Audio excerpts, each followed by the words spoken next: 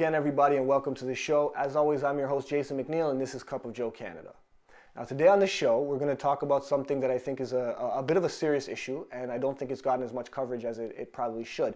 Now, it starts with Donald Trump becoming president and all of the ish that hits the fan when that happens, right?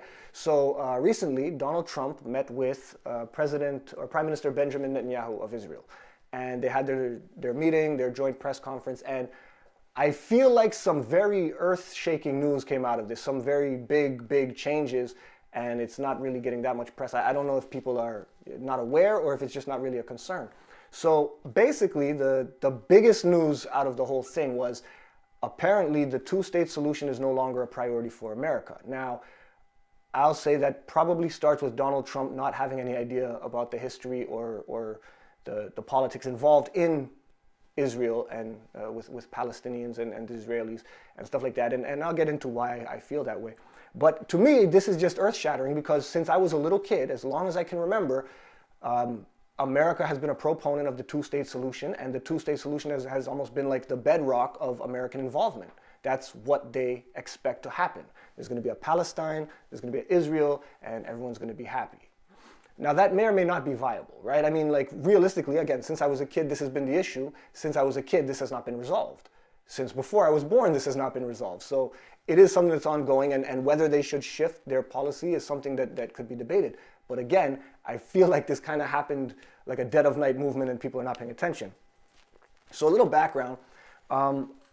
Basically what you have is you have the Palestinian state, or where the Palestinians would call Palestine. You have two sort of areas. You have the West Bank and you have the Gaza Strip, right? So the West Bank is a bit larger. The Gaza Strip is a small strip of land along the coast.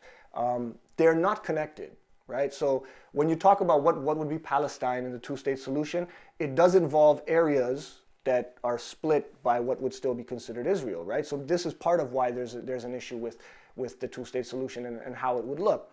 So basically, the issues with that have been Israel's security and Palestinian, I guess, sovereignty and dignity, right? Because Israel says we need to maintain a certain amount of control and we have to be recognized as the Jewish state.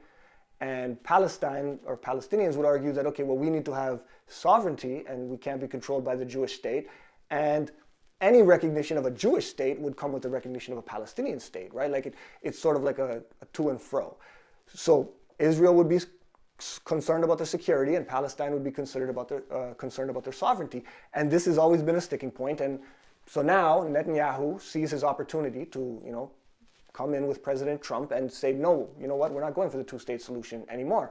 Now, the reason I say Donald Trump doesn't understand what's going on is, I don't know if you watched the press conference, but he gave an answer when they asked him about the two-state versus one-state solution, and it was very, like, mumbling, rambling, uninformed. Basically what he said was, I looked at the two solutions and I've been looking at them and I thought the two-state solution was better, but whatever both parties are happy with, I'm good with that. I like the solution that both parties are happy with.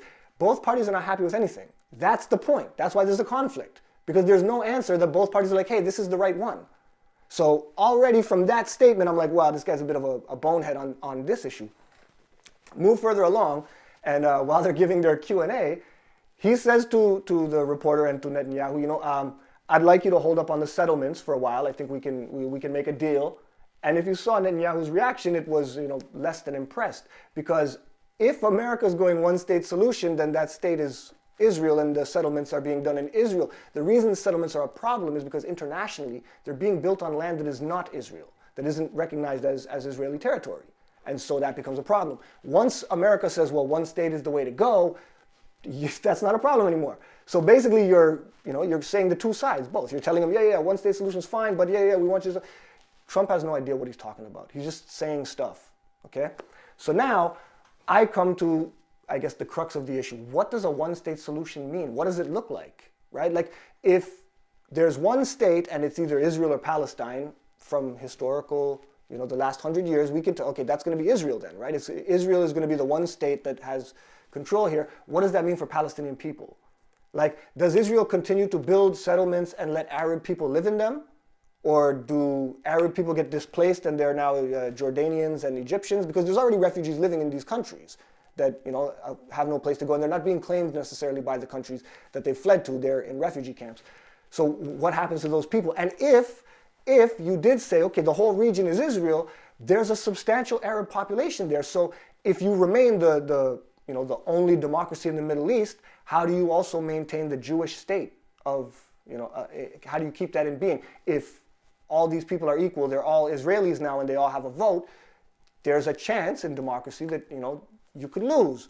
Now, I understand Israel is not run as a Jewish country. In terms of Jewish law is not the law of Israel, right? The government runs Israel and it's a free and open society, but it's a Jewish state, right? Like this is sort of the dichotomy that kind of confuses people, I think. It's confused me since I was a kid.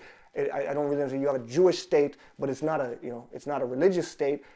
How do you maintain that if there's people in the country that are not Jewish or that are, So again, I just think this is a huge deal. This is a very, very big global issue. And I think we're sort of swept up in the, hey, look at Donald Trump's comments on this and comments on that. And, this is happening. This is a huge shift in policy, and it's going to affect a lot of people. So I'm very curious to know what you guys think and how you feel about it. Israel, two-state solution, one-state solution. Was two-state, is it a failed cause? Is one-state solution the way to go? And what do you think that looks like? Is two-state solution still viable? And what do you think that looks like? I'm very curious to know. I would like to point out, I understand this is a very hot button issue, and please in the comments, I don't want to see any no, this is not for hate, right? It's not for one group to come and marginalize another group. This is legitimate and this is an intellectual exercise. I want to know, what does a one-state solution look like? What does a two-state solution look like? What do you guys think about the issue? Where do you think the world is going on this? I'm very curious. Cup of Joe Canada, let me know.